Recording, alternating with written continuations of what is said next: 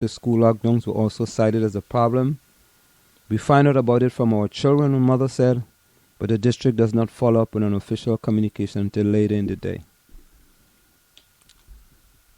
I mean, it goes on and on and on and on. It's long here. Mm-hmm.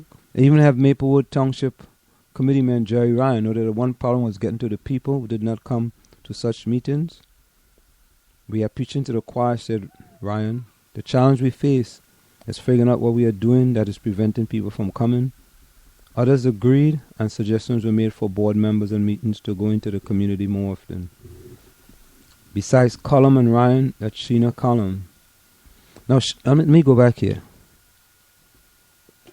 Village President Sheena Cullum, that's the South Orange Village President, suggested that the Board of Education adopting a policy much like one in process for the South Orange Board of Trustees, where a board member or administrator will answer public comments at the end of the meeting or be assigned to follow up. Cullum also suggested that the Board of Education end meetings earlier and have them more often. She pledged to work out a schedule whereby South Orange trustees will not conflict. Trustees meeting will not conflict with Board of Education meetings. You make bad decisions when you go late, said Cullum. Besides Cullum and Ryan, South Orange trustee Howard Levinson and Mark Rossner attended this Tuesday night meeting. 7 of the 9 board members were in attendance. Wright, Doherty, Stephanie Lawson Mohammed, Wayne Eastman, Madhu Pai, Elizabeth Baker, and Maureen Jones, as was Maple Township Committee candidate Nancy Adams. A number of attendees suggested that future meetings should also include administrators and teachers. In the end, Wright wrapped up the meeting, promising that notes will be posted on the district website and all suggestions will be discussed and considered for possible action at the next meeting of the Communication, Engagement and Outreach Committee in June. I can't wait for the next meeting, said Wright. So there you have it. Yeah. Communication. Well, I know, like, if my kid missed a school day, we would get an automatic robocall. Mm-hmm. I don't know. I mean, I don't know what people want communicated to them that isn't being communicated to them. So. Well, there's a lot of things that you learn from the media, and because what most people may do, instead of going to the Board of Education website for information, you use the other different outlets. You may use maplewoodian.com, you may use Maplewood Online, you may use SoMore, you may use Village Green, you may use Place New Jersey, to kind of get your information, because you don't think the website is updated often enough. The Board of Education website is updated often enough, so you really don't get information from them. So, and there is another one, Profeta. This is in the Village Green. Legal standards being ignored for post office development. No, Profeta's really coming out against this post office thing. Oh yeah. He's against it big time, and I think that's going to be the downfall of Jerry Ryan. Why do you say that? Because he's an incumbent, and they are all for the post office development. He's not on. Is she on the township committee right now? Jerry Ryan. Yeah. Yeah. Oh, okay. Nancy Adams is not. Mm-hmm. So sometimes you see signs with Nancy Adams and Greg Lembrich, rather than Nancy Adams and Jerry Ryan. So some people are for Nancy Adams, but not for Jerry Ryan. And Keep the Village to Village is the people who are kind of pushing this. And Fred Profeta is spearheading that. So I'll just give you a little piece of Fred Profeta's opinion in the Village Green. Dirk Olin's excellent op-ed piece in this space showed us all how the Township Committee is running roughshod over public opinion in its rush to erect the enormous structure that will wreck the charm of the village. It is essential for elected officials to heed public opinion in a democracy, but it's less important for them to heed controlling legal standards, especially the ones that they themselves enacted. How many of you know the extent to which these legal standards are being ignored? Not many, I wager. The Maplewood Village Alliance is a special improvement district created in 1996 by the Township Committee, pursuant to state laws, with the mission of enhancing the function and appearance of the village to benefit the businesses, employees, residents, and consumers in the village. That includes all of us. And in 1999, in another ordinance, the Township Committee decreed that the Alliance is hereby authorized to review and grant or deny requests for construction or alteration of the facades within the village. Yeah, well, that's a Trinidad pronunciation. No, it's not. The Township Committee ignored these legal standards in 2012 when it froze the Maplewood Village Alliance Board out of the review process, which led to the construction of the station house on Donnell, now overwhelmingly felt to be an architectural disaster, designed by the same architect who wants to bring, we normally would say architect. And that's how it's pronounced. It's A-R-C-H-I. That's Archie. T-E-C-T is tech. I'm not going to even, comment on that answer. Who wants to bring us another marvel in the middle of the village? As a consequence, this time around, Mayor Victor Lowe consented to include the Alliance in the process, but only to the extent of reviewing whatever the architect created. So basically, it's all in an uproar as far as that building is concerned. Many people are upset, and they sort of made Fred Profeta upset. So I would think that he recruited Craig Glimbridge to run against Jerry Ryan, and Jerry Ryan is in big trouble. Okay. Plain talk, bad manners. And then there was a review from the Maplewood Township Committee Candidates Forum. Maplewood Township candidates agree on much, save redevelopment and pilots. So we know about that. Since Jerry Ryan is part of the Township Committee, he's going to agree on that. So, he's in big trouble. Well, perhaps, we don't know. Yeah, he's in trouble. Big trouble.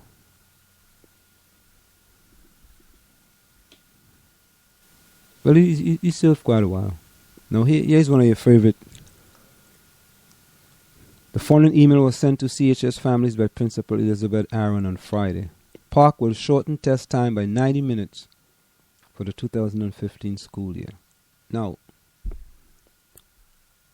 can you help me with this? They're going to shorten the test by 90 minutes? So what are they going to do? I don't know. What are you expecting to me to say, or what's your what are you concluding from all? Okay, here we go. Park states vote to shorten test timeline and simplify test administration.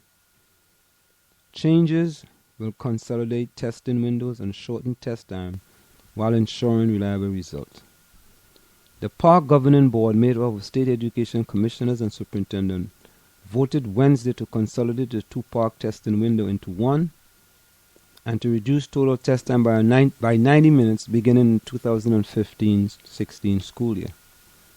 The vote came in response to school district and teachers' feedback during the first year of the testing and a careful review of the test design.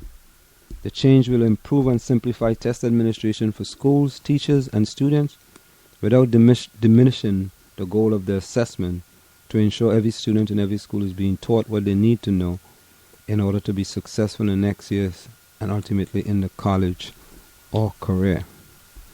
I'm not even going to read. All right. On May 20th, 2015, the Park Governing Body voted to reduce the testing time for students by about 90 minutes. Overall, 60 minutes in math, 30 minutes in English language, and create more uniformity of test unit times. Consolidate the two testing windows, mathematics and English language arts literacy, which include reading and writing, into one. The single testing window will simplify administration of the test for states and schools that experience challenges with scheduling two testing windows. The testing window will be up to 30 days and will extend from roughly the 75% mark to the 90% mark of the school year. Most schools will complete testing in 1 to 2 weeks during that window. Reduce the number of test units for all students by 2 or 3 units, and read more details of the test design change. I'm happy to support these changes, which are designed to make Park easier for school to schedule and will reduce the amount of time students spent on assessment, said Massachusetts Commissioner of Elementary and Secondary Education, Mitchell D. Chester, who serves as the chair of Park Consortium Governing Board. We continue to listen to the field as we learn from this initial park administration. You know what that you know what that is too, right? You know why they're doing that, right? Why is that? Because of all these people opting out from the test. I'm sure that has something to do with that. I mean, there's no other reason. If you're going to reduce a test by 90 minutes, that means so you got to remove things from the test.